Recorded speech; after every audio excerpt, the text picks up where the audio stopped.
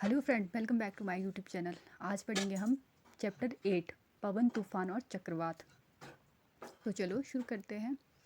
उड़ीसा के तट को 18 अक्टूबर 1999 को एक चक्रवात ने पार किया। इस चक्रवात का पवन वेग 200 किलोमीटर प्रति आवर था।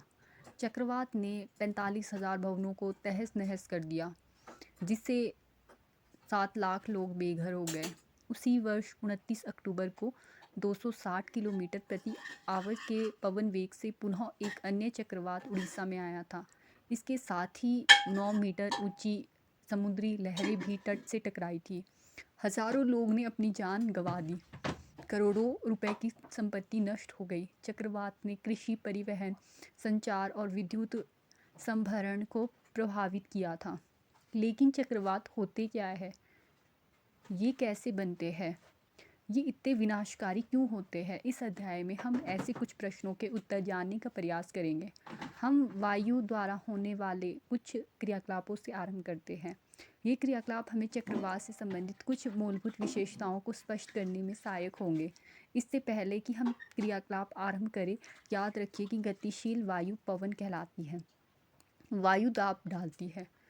क्रियाकलाप 8.1। जब कभी भी किसी क्रियाकलाप में कुछ गर्म करना हो तो बेहद सावधानी से कार्य करना चाहिए। अच्छा होगा यदि ऐसे सभी क्रियाकलाप आप अपने परिवार के बड़े सदस्यों की उपस्थिति में करें अथवा उन्हें अपने शिक्षक की उपस्थिति में करें। इस क्रियाकलाप में आपको पानी उबालने की आवश्यकता पड़ेगी। ढक्कन वाला टीन का एक डिब्बा लीजिए, इसे पानी से लगभग आधा भर लीजिए। डिब्बे को मोमबत्ती की लौ पर तब तक गर्म कीजिए जब तक कि पानी उबलने ना लगे। पानी को कुछ मिनट तक उबलने दीजिए। मोमबत्ती को बुझा दीजिए। तत्काल ही डिब्बे का ढक्कन कसकर बंद कर लीजिए। गर्म डिब्बे को बंद करने में सावधानी बरतें। अब डिब्बे को सावधानी से धातु के गहरे पात्र अथवा वॉश बेसिन में रख दीजिए। डिब्बे पर ठंडा पानी डालिए। क्या डिब्बे के आकार में कोई परिवर्तन आता है? क्या आप अनुमान लगा सकते हैं कि डिब्बे का आकार विरूपित क्यों हो जाता है? यदि आपको टीन का डिब्बा ना मिल पाए तो आप प्लास्टिक की बोतल लीजिए। इसे गर्म जल से भर लीजिए। बोतल को खाली करके इसे तत्काल कसकर बंद कर दीजिए। अब बोतल को नल के बहते पानी के नीचे रख दीजिए। अब अपने कुछ अनुभवों को याद करने का प्रयास कीजिए। जब आप पतंग उड़ाते हैं तो क्या आपके पीछे से आती पवन सहायक होती है? यदि आप किसी नौका में हैं तो क्या इसे चलाना आसान होगा? यदि पवन उस दिशा के विपरीत दिशा में आ रही हो जिसमें आप नौका को ले जाना चाहते हैं, क्या आपको पवन की दिशा के प्रतिकूल साइकिल चलाने में कठिनाई का अनुभव होता है? आप जानते हैं कि हमें साइकिल के टायर को कसा हुआ रखने के लिए अपनी ट्यूब में हवा भरनी पड़ती है। आप यह भी जानते हैं कि यदि साइकिल की ट्यूब में बहुत अधिक हवा दी जाए तो वह फट सकती है। ट्यूब के भीतर हवा क्या करती है? अपने मित्रों के साथ मिलकर इस पर चर्चा कीजिए कि साइकिल की ट्यूब में हवा कैसे उसके आकार को बनाए रखती है। ये सभी अनुभव हमें यह आभास देते हैं कि वायु दाब डालती है। इस दाब के कारण ही पवन द्वारा वृक्षों की पत्तियां, बैनर अथवा झंडे लहराते हैं। आप कुछ अन्य अनुभव भी बता सकते हैं जो यह प्रदर्शित करते हैं कि वायु दाब डालती है। आइए अब हम यह समझने का प्रयास करते हैं कि डिब्बा अथवा बोतल विरूपित क्यों हो गया था। जब डिब्बे पर पानी डाला जाता है तो डिब्बे के अंदर की कुछ भाप जल में संघनित हो जाती है, जिससे भीतर की वायु की मात्रा कम हो जाती है। परिणाम स्वरूप डिब्बे के भीतर वायु का दाब डिब्बे के बाहर की वायु के दाब से कम हो जाता है। दाब के इस अंतर के कारण डिब्बा पिचक जाता है। यह क्रियाकलाप पुनः पुष्टि करता है कि वायु दाब डालती है। पवन का वेग बढ़ने पर वायु दाब घट जाता है। क्रियाकलाप 8.2। कागज़ के एक टुकड़े को मोड़कर किसी खाली बोतल के मुख से कम आमाप की गेंद के जैसा आकार बनाइए। खाली बोतल को पकड़कर उसके मुख के पास कागज़ की गेंद को रख दीजिए। अब फूंक मारकर गेंद को बोतल के भीतर डालने का प्रयास कीजिए। इस क्रियाकलाप को विभिन्न आमाप की बोतलों के साथ करने का प्रयास करें। अपने मित्रों से भी फूंक मारकर गेंद को बोतल के भीतर डालने का प्रयास करने को कहिए। पहेली और बूचो चाहते हैं कि निम्नलिखित प्रश्न पर विचार किया जाए। कागज़ की गेंद को फूंक मारकर बोतल में डालना कठिन क्यों है? क्रियाकलाप 8.3। गुब्बारे को फुलाना। लगभग समान माप के दो गुब्बारे लीजिए। गुब्बारों में थोड़ा पानी भर लीजिए। दोनों गुब्बारों को फुलाकर प्रत्येक को धागे से बांध दीजिए। गुब्बारे को साइकिल के स्पोक अथवा किसी छड़ से 8 से 10 सेंटीमीटर की दूरी पर लटका दीजिए। दोनों गुब्बारों के बीच के स्थान में फूंक मारिए। आपके विचार में क्या होना चाहिए? आप क्या देखते हैं? गुब्बारे के बीच में फूंक मारने के लिए विभिन्न तरीके अपनाइए और देखिए कि क्या होता है। ये सभी अनुभव हमें यह आभास देते हैं कि वायु दाब डालती है। इस दाब के कारण ही पवन द्वारा वृक्षों की पत्तियां, बैनर और झंडे लहराते हैं। आप कुछ अन्य अनुभव भी बता सकते हैं जो यह प्रदर्शित करते हैं कि वायु दाब डालती है। आइए अब हम यह समझने का प्रयास करते हैं कि डिब्बा अथवा बोतल विरूपित क्यों हो गया था। जब डिब्बे पर पानी डाला जाता है तो डिब्बे के अंदर की कुछ भाप जल से संघनित हो जाती है, जिससे भीतर की वायु की मात्रा कम हो जाती है। परिणाम स्वरूप डिब्बे के भीतर वायु का दाब डिब्बे के बाहर की वायु के दाब से कम हो जाता है। दाब के इस अंतर के कारण डिब्बा पिचक जाता है। यह क्रियाकलाप पुनः पुष्टि करता है कि वायु दाब डालती है। पवन का वेग बढ़ने पर वायु दाब घट जाता है। क्रियाकलाप 8.2 कागज़ के एक टुकड़े को मोड़कर किसी खाली बोतल के मुख से कम आमाप की गेंद जैसा आकार बनाइए। खाली बोतल को पकड़कर अब फूंक मारकर गेंद को बोतल के भीतर डालने का प्रयास कीजिए। इस क्रियाकलाप को विभिन्न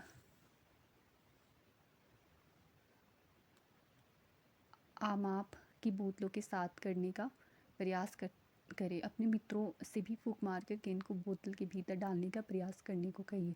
पहेली और बुजुर्ग चाहते हैं कि निम्नलिखित प्रश्न पर विचार किया जाए। कागज़ की गेंद को फूंक मारकर बोतल में डालना कठिन क्यों है? जो क्रियाकलाप 8.3 है, गुब्बारों को फुलाना। लगभग समान आमाप के दो गुब्बारे लीजिए। गुब्बारों में थोड़ा पानी भर लीजिए। दोनों गुब्बारों को फुलाकर प्रत्येक को धागे से बांध दीजिए। गुब्बारे को साइकिल के सपोक अथवा किसी छड़ से 8 से 10 सेंटीमीटर की दूरी पर लटका दीजिए। दोनों गुब्बारों के बीच में स्थान में फूंक मारिए। आपके विचार में क्या होना चाहिए? आप क्या देखते हैं? गुब्बारों के बीच में फूंक मारने के लिए निम्नलिखित तरीके अपनाइए और देखिए कि क्या होता है। क्रियाकलाप 8.4 क्या आप फूंक मारकर कागज़ की पट्टी को उठा सकते हैं?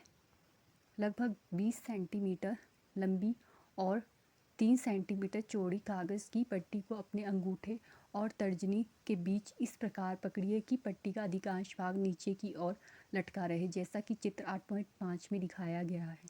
अब कागज़ की पट्टी के ऊपर से फूंक मारिए। पहेली का विचार है कि पट्टी ऊपर उठ जाएगी, जबकि बुजुर्ग सोचता है कि पट्टी नीचे झुक जाएगी। आपके प्रेक्षण किसे सही सिद्ध करते हैं? आइए हम क्रियाकलाप 8.2, 8.3, 8.4 के प्रेक्षण को समझने का प्रयास करें। क्या आपके प्रेक्षण आपकी आशा के अनुरूप है, अर्थात वे वैसे ही है जैसा आपने सोचा था? क्या आपको ऐसा अनुभव हुआ कि पवन का वेग बढ़ने पर वायु दाब कम हो जाता है? जब आप बोतल के मुख पर फूंक मारते हैं तो मुख के पास की वायु का वेग अपेक्षाकृत अधिक हो जाता है। इससे वहाँ वायु दाब घट जाता है। बोतल के भीतर वायु दाब उसके मुख के निकट के दाब से अधिक हो जाता है। इसी कारण बोतल के भीतर की वायु गेंद को बाहर की ओर धकेल देती है। क्रियाकलाप 8.3 में आपने देखा कि जब आप गुब्बारों के बीच में फूंक मारते हैं तो वे एक दूसरे की ओर आने का प्रयास करते हैं। ऐसा कैसे हो सकता है? यह तब भी संभव होगा जब गुब्बारे के बीच के स्थान की वायु का दाब किसी तरह कम हो जाए। तब गुब्बारों की दूसरी ओर बाहर का दाब उन्हें एक दूसरे की ओर धकेलेगा। क्रियाकलाप 8.4 में आपने देखा कि जब आप कागज़ की पट्टी के ऊपर से फूंक मारते हैं तो यह ऊपर की ओर उठ जाती है। पुनः ऐसा तब ही संभव होगा जब कागज़ में फूंक मारने पर पट्टी के ऊपर दाब कम हो जाता है। हम देखते हैं कि पवन का वेग बढ़ने से वायु दाब वास्तव में कम हो जाता है। क्या आप कल्पना कर सकते हैं कि क्या होगा यदि तीव्र वेग की पवन भवनों, झोपड़ियों की छत के ऊपर प्रभावित हो?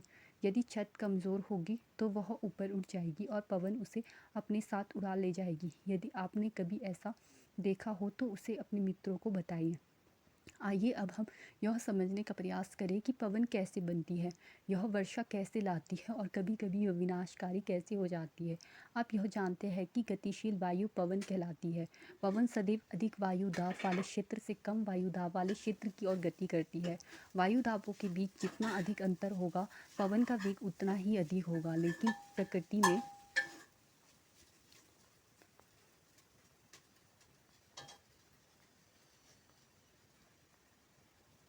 विभिन्न क्षेत्रों के वायु दाब में भिन्नता कैसे उत्पन्न होती है?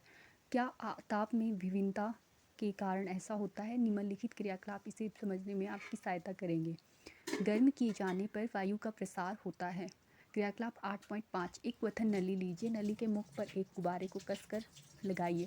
आप इसे कसने के लिए टैप का उपयोग भी कर सकते हैं। किसी बीकर में लगभग 2/3 ऊंचाई तक गर्म जल डालिए। गुब्बारा लगी क्वथन नली को गर्म जल में इस प्रकार रखिए कि गुब्बारा जल से बाहर रहे। 2-3 मिनट तक यह देखिए कि क्या गुब्बारे के आकार में किसी प्रकार का परिवर्तन होता है।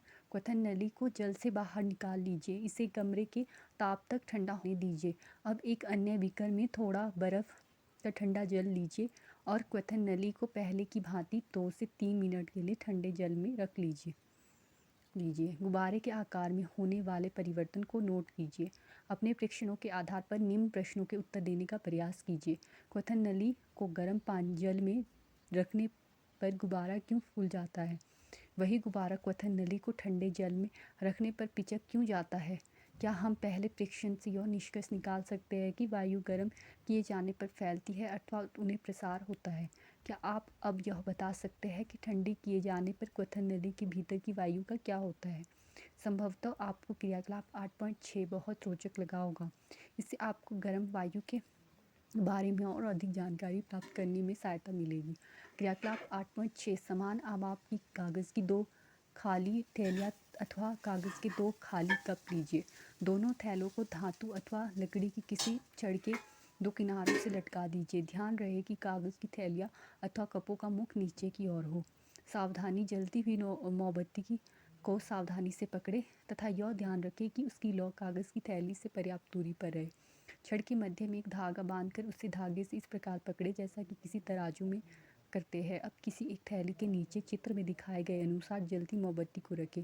देखिए क्या होता है, थैलियों का संतुलन क्यों बिगड़ जाता है। क्या यह क्रियाकलाप दर्शाता है कि गर्म होने पर वायु ऊपर की ओर उठती है, जैसे कि मोमबत्ती की लौ से गर्म वायु ऊपर की ओर उठती है, वह थैली को ऊपर ले जाती है। क्या संतुलन का बिगड़ना यह सुझाता है कि गर्म वायु ठंडी वायु से हल्की होती है? क्या आप अब यह समझा सकते हैं कि धुआं ऊपर क्यों उठता है? यह याद रखना भी महत्वपूर्ण है कि गर्म किए जाने पर वायु का प्रसार होता है और वह अधिक स्थान घेरती है। जब कोई दी गई वस्तु पहले से अधिक स्थान घेरती है तो वह हल्की प्रतीत होती है। इसलिए गर्म वायु ठंडी वायु की अपेक्षा हल्की होती है। यही कारण है कि धुआं ऊपर उठता है।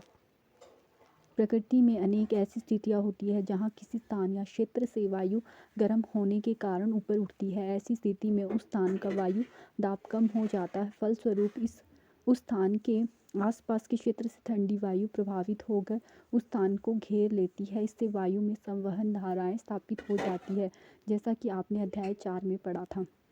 पवन धाराएं पृथ्वी के असमान रूप से गर्म होने के कारण उत्पन्न होती है। यहाँ हम ऐसी कुछ स्थितियों का विवरण प्रस्तुत कर सकते हैं जिनके कारण पृथ्वी के वायुमंडल में पवन धाराएं उत्पन्न होती है। ये स्थितियाँ हैं भूमध्य रेखीय और ध्रुवीय क्षेत्रों का समान रूप से गर्म होना। आपने संभवतः भूगोल में पढ़ा होगा कि भूमध्य रेखा के आसपास के क्षेत्रों को सूर्य की अधिकतम ऊष्मा मिलती है। इससे हम इन क्षेत्रों में पृथ्वी की सतह से निकट की वायु गर्म हो जाती है। गर्म वायु ऊपर उठती है और ठंडी वायु भूमध्य रेखा के दोनों ओर स्थित 0 से 30 डिग्री अक्षांश की पट्टी के क्षेत्रों के भूमध्य क्षेत्र की ओर गतिशील होती है। इस प्रकार उत्पन्न पवन धाराएं उत्तर और दक्षिण से भूमध्य रेखा की ओर बहती है। ध्रुवों पर वायु पृथ्वी के लगभग 60 डिग्री अक्षांश तक के क्षेत्रों की वायु से अधिक ठंडी होती है। इन क्षेत्रों के गर्म वायु ऊपर उठती है, जिसका स्थान लेने के लिए ध्रुवों से ठंडी वायु और प्रभावित होने लगती है। इस प्रकार वायु का प्रभाव ध्रुवों से अपेक्षाकृत अधिक गर्म क्षेत्रों की ओर रहता है, जैसा कि चित्र 8.8 में दिखाया गया है। इसी प्रकार हम समझ सकते हैं कि 30 डिग्री तथा 60 डिग्री अक्षांश के क्षेत्रों के असमान रूप से गर्म होने के कारण पवनों का प्रभाव 30 डिग्री अक्षांश से 60 डिग्री अक्षांश की ओर होगा। मैं यह समझ नहीं पा रही हूँ कि चित्र में दिखाई गई पवन की दिशा ठीक उत्तर दक्षिण दिशा क्यों नहीं है।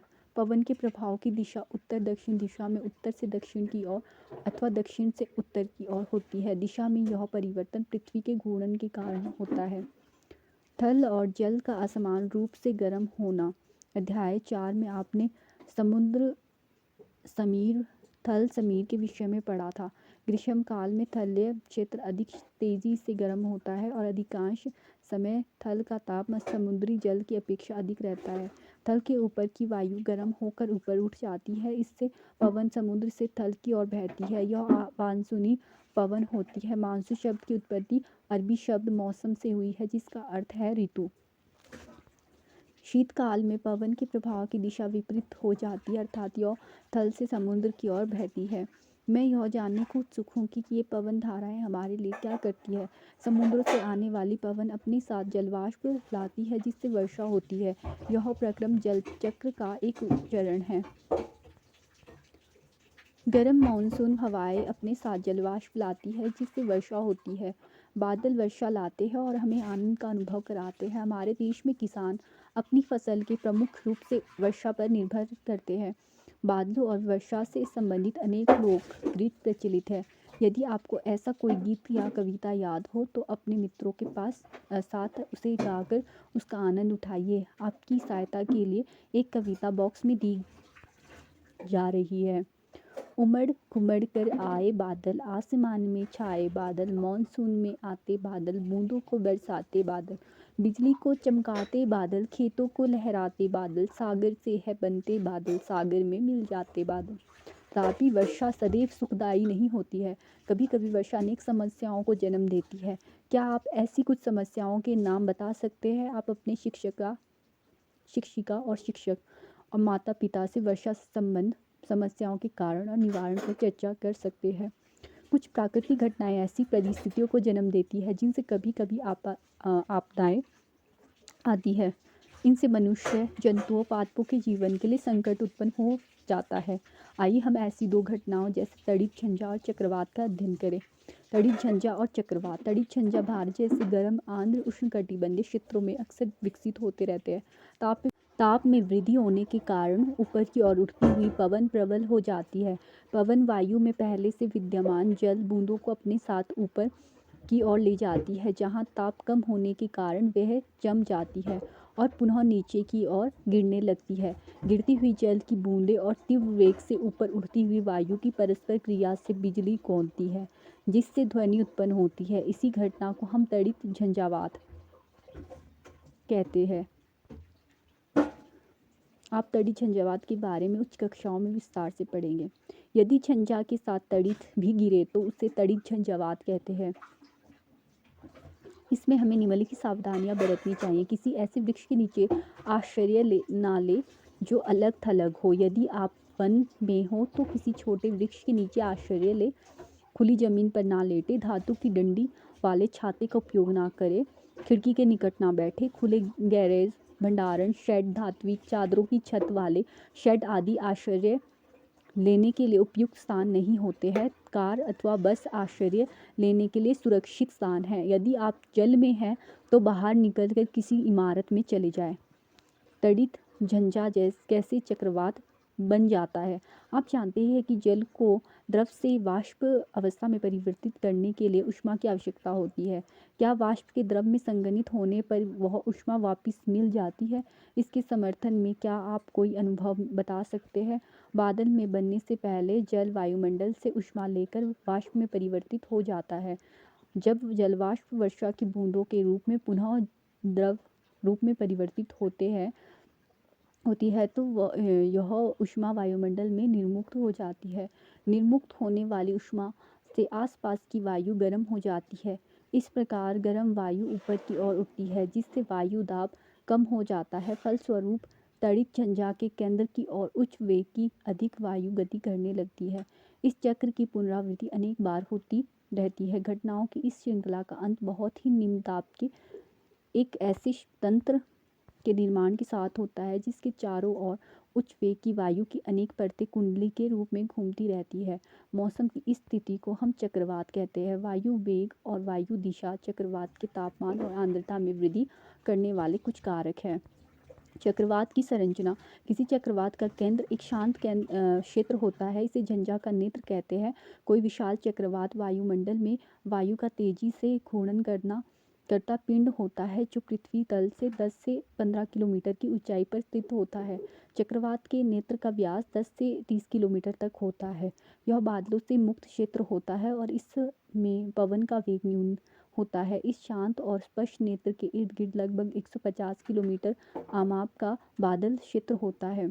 इस क्षेत्र में उच्च वेग की पवन 150 से 250 किलोमीटर प्रति आवर और संघन वर्षा वाले घने बादल होते हैं। इस क्षेत्र से परे पवन वेग क्रमशः कम होता जाता है। चक्रवातों की उत्पत्ति का प्रक्रम अत्यधिक जटिल होता है। चित्र 8.11 में इसे एक प्रतिरूप द्वारा दर्शाने का प्रयास किया गया है। हम चक्रवात जो मौसम की स्थिति होती है उसको चक्रवात कहते हैं। ऐसी स्थिति जिससे निर्माण कुंडली के रूप में घूमता रहता है, मौसम की ऐसी स्थिति बनती है तो उसको चक्रवात कहते हैं। वायु वेग और वायु दिशा चक्रवात की तापमान और आर्द्रता में वृद्धि करने के कुछ कारक हैं। चक्रवातों द्वारा होने वाले विनाश। चक्रवात काफ़ी विनाशकारी हो जाते हैं। तेज पवन समुद्र के जल की तटों की ओर धकेलती है। भले ही चक्रवात तट से सैकड़ों किलोमीटर दूर हो, ये चक्रवात के आगमन के पूर्व संकेत है। पवन द्वारा उत्पन्न होने वाली जल की लहरें इतनी शक्तिशाली होती है कि उनके आघात से कोई भी व्यक्ति बच नहीं सकता। चक्रवात के नेत्र में निम्न दाब के कारण उसके केंद्र में जल सतह उच्च स्तर तक उठ जाता है। उठता जल 3 से 12 मीटर की ऊंचाई तक उठ सकता है। ऐसा लगता है मानो जल की दीवार तट की ओर बढ़ती जा रही है। इसके परिणाम स्वरूप समुद्र का पानी कम ऊंचाई पर स्थित तटीय क्षेत्रों में प्रवेश कर जाता है, जिससे जीवन और संपत्ति की गंभीर हानि होती है। यह पानी मृदा की उर्वरता को भी कम कर देता है। चक्रवात के तट को पार करते समय होने वाली लगातार वर्षा बाढ़ की स्थिति को और भयावह बना देती है। किसी टोरंडो का व्यास 1 मीटर जितना कम अथवा 1 किलोमीटर अथवा उससे भी अधिक हो सकता है। टोर्नेडो की कीप जैसी संरचना उसके आधार के आसपास की धूल, पत्थर, कंकड़, कचरे और अन्य छोटी बड़ी वस्तुओं को अपने अंदर खींच लेती है निम्न दाब के कारण और फिर उन्हें अपने शीर्ष के निकट बाहर की ओर धकेल कर फेंक देती है। टोर्नेडो के घातक प्रहार से जीवित रह गए कुछ व्यक्तियों द्वारा दिए गए विवरण आपकी जानकारी के लिए प्रस्तुत है। डिस्कवरी चैनल की यंग डिस्कवरी सीरीज से मैंने बादल को अपनी ओर आते देखा और घर के भीतर आश्रय लेने का प्रयास किया, लेकिन जैसे ही दरवाजे तक पहुंचा घर हवा में उड़ गया। मुझे कतई चोट नहीं लगी। तूफान के बाद हमें गेहूं के खेतों से कचरे को साफ करना था। हमें वहाँ टूटे हुए बोर्ड और वृक्षों की शाखाओं के साथ साथ मुर्गियों के चूजों, मुर्गियों और खरगोश के मृत शरीर देखने को मिले, जिन्हें देखकर ऐसा लग रहा था कि जैसे किसी ने उनके शरीर से उनकी खाल उतार ली हो। टॉर्नेडो से बचाव के लिए आश्रय भूमि में गहराई पर अथवा किसी भवन में अंदरूनी भाग में स्थित ऐसे कक्ष होते हैं जिनमें खिड़कियां नहीं होती है। यदि ऐसे आश्रय उपलब्ध ना हो तो टॉर्नेडो से बचाव के लिए खिड़कियों को बंद करके किसी मेज, बेंच आदि के नीचे आश्रय लेना बेहतर रहता है। इन स्थानों में कचरा आसानी से नहीं पहुंचता है। बचाव के लिए आपको घुटनों के बल नीचे झुककर अपनी बाहों को अपने सिर और गर्दन के चारों ओर लपेट लेना चाहिए। चक्रवात अपने साथ अति उच्च वेग की पवन लाते हैं जो घरों, दूरभाष और अन्य संचार प्रणालियों, वृक्षों आदि को क्षति पहुंचा सकती है, जिससे जीवन और संपत्ति की अत्यधिक हानि होती है। टॉर्नेडो हमारे देश में टॉर्नेडो अधिक नहीं आते हैं। टॉर्नेडो गहरे रंग के कीपाकार बादल होते हैं। इनकी कीप जैसी संरचना आकाश से पृथ्वी तल की ओर आती हुई प्रतीत होती है। अधिकांश टॉर्नेडो कमजोर या निर्बल होते हैं, परंतु कोई विनाशकारी टॉर्नेडो लगभग 300 किलोमीटर प्रति आवर के वेग से गति कर सकता है। टॉर्नेडो चक्रवातों के भीतर भी बन सकते हैं। भारत की संपूर्ण तटरेखा विशेष रूप से पूर्वी तट चक्रवातों के लिए संवेदनशील है, जबकि भारत का पश्चिमी तट चक्रवातों की प्रबलता या आवृत्ति दोनों ही संदर्भों में अपेक्षाकृत कम संवेदनशील है। हमने पढ़ा कि सभी झंझा या तूफान निम्न दाब के तंत्र होते हैं। झंझा के निर्माण में पवन महत्वपूर्ण भूमिका निभाती है, इसीलिए पवन के वेग की माप करना महत्वपूर्ण है। वेग की माप करने वाले उपकरण को वायुमापी कहते हैं। प्रभावी सुरक्षा उपाय। चक्रवात के दुष्प्रभाव को कम करने में निम्नलिखित व्यवस्थाएं सहायक हो सकती है। सरकारी सामाजिक स्तर पर व्यवस्था, चक्रवात पूर्वानुमान और चेतावनी सेवा। सरकारी संस्थाओं, समुद्र तटों, मछुआरों, जलपोतों और आम जनता को शीघ्र अति शीघ्र चेतावनी देने के लिए तीव्रगामी संचार व्यवस्था। चक्रवात संभावित क्षेत्रों में चक्रवात आश्रयों का निर्माण और लोगों को तेजी से सुरक्षित स्थानों पर पहुंचाने के लिए प्रशासनिक व्यवस्था। जनता द्वारा किए जाने वाले कार्य। हमें मौसम विज्ञान द्वारा दूरदर्शन, रेडियो अथवा समाचार पत्रों के माध्यम से प्रसारित की जाने वाली चेतावनियों को नज़रअंदाज नहीं करना चाहिए। हमें अनिवार्य घरेलू साज सामान, पालतू पशुओं और वाहनों आदि को सुरक्षित स्थानों पर पहुंचाने के लिए आवश्यक प्रबंध कर लेने चाहिए। जलमग्न सड़कों पर वाहन चलाने से बचना चाहिए क्योंकि बाढ़ से सड़कें क्षतिग्रस्त हो सकती है तथा अभी आपातकालीन सेवाओं जैसे पुलिस, अग्निशमन दल और चिकित्सा केंद्रों के टेलीफोन नंबर की सूची अपने साथ रखनी चाहिए। यदि आप चक्रवात प्रभावित क्षेत्र से रहते हो तो कुछ अन्य सावधानी है। ऐसे जल का पीने के लिए उपयोग ना करें जो प्रदूषित हो सकता है। आपात स्थिति के लिए पेयजल का संग्रहण करें। गीले स्विच और खंभों से टूटकर गिर गए बिजली के तारों को ना छुएं। महज मनोरंजन के लिए बाढ़ अथवा चक्रवात प्रभावित क्षेत्रों का भ्रमण करने बाहर ना निकले। बचाव दल पर आवश्यक मांगों की आपूर्ति के लिए दबाव ना डालें। अपने पड़ोसियों और मित्रों को यथासंभव सहयोग और सहायता प्रदान करें। उन्नत प्रौद्योगिकी सहायक सिद्ध हुई है। आजकल हमें आपदाओं से अधिक सुरक्षा उपलब्ध है। पिछली शताब्दी के आरंभ में तटीय क्षेत्रों के निवासियों के पास किसी चक्रवात के आने से पूर्व सुरक्षा की चेतावनी करने और अपने घर खाली करने के लिए 1 दिन से भी कम का समय मिलता था। आज परिस्थितियां बहुत बदल गई है। उपग्रहों और राडार की उपलब्धता से अब यह संभव हो गया है कि किसी भी संभावित झंझा के 48 घंटे पहले ही चक्रवात सतर्कता अथवा चक्रवात सूचना जारी कर दी गई है और चक्रवात चेतावनी भी कम से कम 24 घंटे पहले जारी कर दी जाती है। जब चक्रवात तट के निकट होता है तो हर घंटे अथवा आधे घंटे पर उसकी प्रकृति और दिशा के बारे में संदेश प्रसारित किए जाते हैं। अनेक राष्ट्रीय और अंतर्राष्ट्रीय संगठन चक्रवात से संबंधित आपदाओं को मॉनिटर करने में सहयोग प्रदान करते हैं। आपने क्या सीखा? हमारे आसपास की वायु ताप डालती है। वायु गर्म करने पर प्रसारित होती है और ठंडा करने पर संकुचित होती है। गर्म वायु ऊपर उड़ती है जबकि अपेक्षाकृत ठंडी वायु की प्रवृत्ति पृथ्वी की सतह की ओर आने की ओर होती है। जब गर्म वायु ऊपर उठती है तो उस स्थान पर वायु दाब कम हो जाता है और आसपास के क्षेत्र की उच्च दाब की ठंडी वायु उस स्थान की ओर प्रभावित होने लगती है। गतिशील वायु पवन कहलाती है। पृथ्वी पर असमान तापन पवनों के बनने का प्रमुख कारण है। जलवाष्प वाली पवन वर्षा लाती है। उच्च वेग की पवन और वायु दाब के अंतर से चक्रवात बन सकते हैं।